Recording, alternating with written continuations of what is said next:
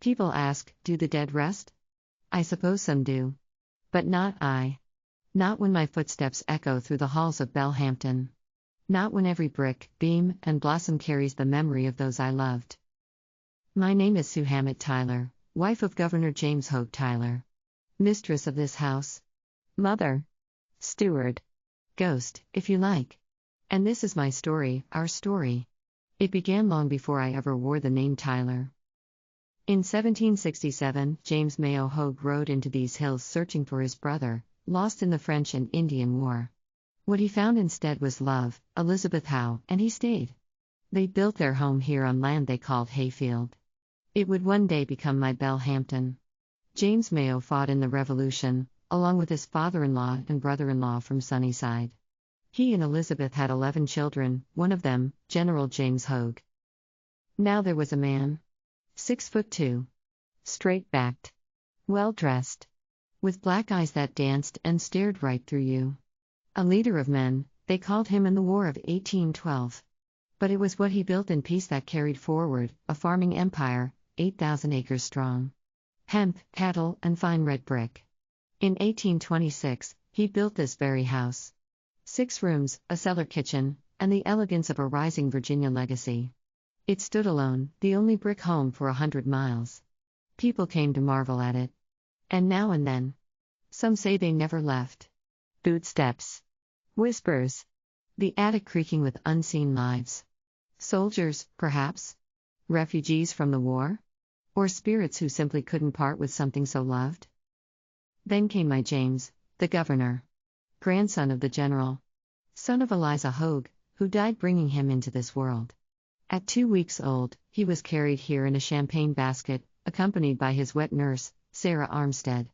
And from that day on, this land raised him. He was brilliant. Restless. Noble in all the best ways. At 16, he ran off to join the Confederate Army, not as an officer, but as a private. That was his way. He returned to a house worn bare. The fields exhausted. The fences down. But he rebuilt it. He added the grand staircase. The front rooms. Named the home Belle Hampton, for our daughters, Belle and Sue Hampton. He brought the land back to glory. Raised Durham cattle.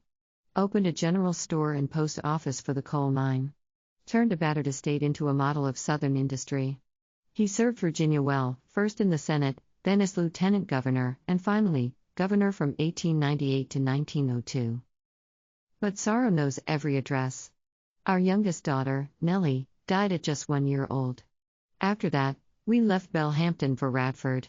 Our hearts couldn't carry the weight of those rooms any longer. The house became a summer place. And eventually, it passed to our son, Heth Tyler. Heth added a pool, a tennis court, a garage too narrow for his car. He called it cheaper than camp, and he was right. Then came the next generation. And the next. Granny Sue, our granddaughter. Named for me, though she gave the name a strength all her own. She was tireless. Visionary. A woman who could plant a garden and lead a meeting in the same afternoon. She inherited Belle Hampton in the 20th century. Ran the farm. Considered politics. But when her trusted farmhand passed, something in her heart dimmed. And when she passed in 2006, the house nearly passed with her. Our great-granddaughter Susan Dorson inherited it.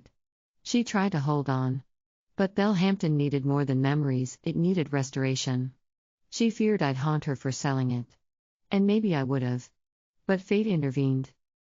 A great-great-great-grandson of the general himself, Tom Hoge, came for a birthday tour for his son. And the land remembered him. He returned a year later. Said he would buy it.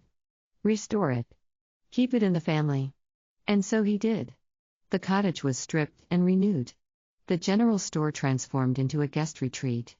The great house, my house, reborn as a family office, alive again with voices, purpose, and legacy. I walk these halls now with peace.